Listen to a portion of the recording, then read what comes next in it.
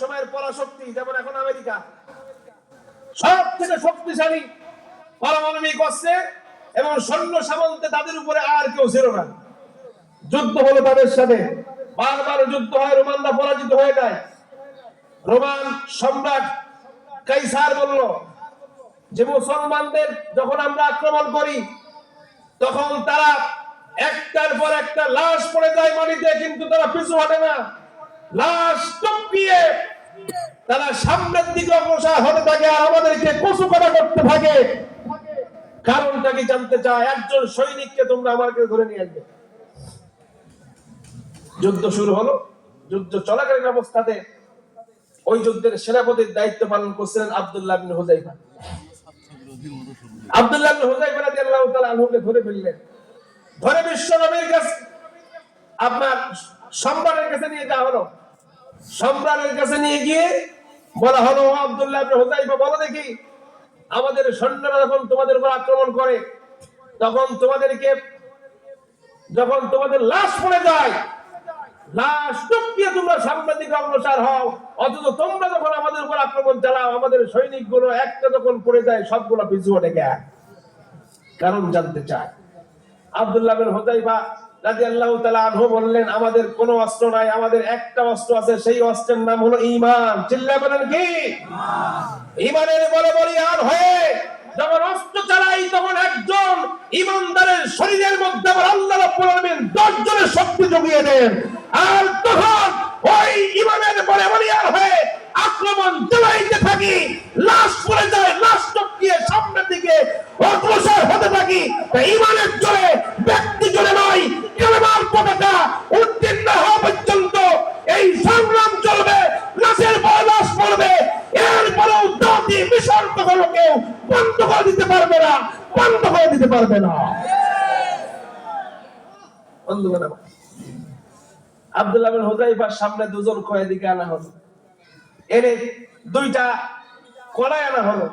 কড়াইয়ের মধ্যে তেল দেওয়া হলো। তেল নিচের থেকে আগুন জ্বালিয়ে তেলকে ফুটানো হলো। ফুটিয়ে ওই দুইজন নিরপরাধ কয়েদিকে এনে তেলের মধ্যে ছেড়ে দেওয়া হলো। ছেড়ে দেওয়ার পরে মুহূর্তের মধ্যে দুইজন কয়েদির শরীর থেকে, গোশতগুলো, হাড় থেকে সব ছিন্ন বিচ্ছিন্ন হয়ে তারা দুনিয়ার মায়া ত্যাগ করলো। আব্দুল্লাহ ইবনে হুযাইফা এই দৃশ্য দেখে মিসকি মিসকি হাসছেন, আবার একটু কাঁদছেন। আব্দুল্লাহ ইবনে হুযাইফা যখন মিসকি মিসকি হাসছেন আর কিছু সময় কাঁদছেন, সম্রাট কাইসারের কাছে এই সংবাদ যখন চলে গেল, সম্রাট কাইসার মনে মনে ভাবলো, আব্দুল্লাহ ইবনে হুযাইফা যখন কেঁদেছেন হয়তোবা সে মুসলমান ধর্ম ত্যাগ করে আমাদের খ্রিস্টান ধর্ম গ্রহণ করবে। এবার প্রস্তাব দেওয়া হলো। প্রস্তাবে বলা হলো, আব্দুল্লাহ, তুমি যদি ইসলাম ধর্ম পরিত্যাগ করে তুমি যদি খ্রিস্টান ধর্ম গ্রহণ করতে পারো, আমার সুন্দরী কন্যা তোমার সাথে বিবাহ বন্ধনে আবদ্ধ করে দিব, আমার এই রাজত্বের অর্ধেক তোমার নামে লিখে দিব।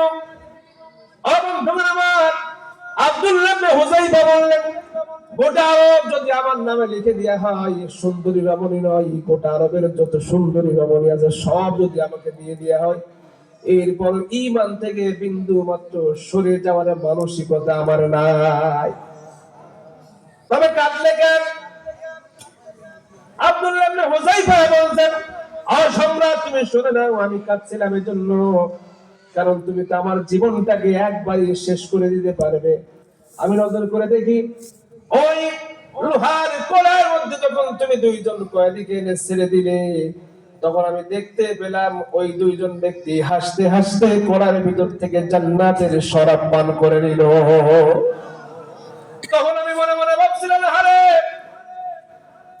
আমাকে যদি এরপরে তেলের কড়াইয়ের মধ্যে দিয়ে দেওয়া হয়, আমার জীবনটা তো একবার শেষ করে দিবে সম্রাট, কিন্তু আমার শরীরের মধ্যে যতগুলা পশম আছে, অতবার যদি সম্রাট আমাকে জীবন দিতে পারতো আর অতবার যদি আমাকে কড়ার মধ্যে দিতে পারতো, তাহলে মৃত্যুর সময়ে আল্লাহ রাব্বুল আলামিনের জান্নাত দেখার যে সৌভাগ্য আমি অর্জন করেছি, এতবার আমি জান্নাত দেখার সৌভাগ্য লাভ করতাম।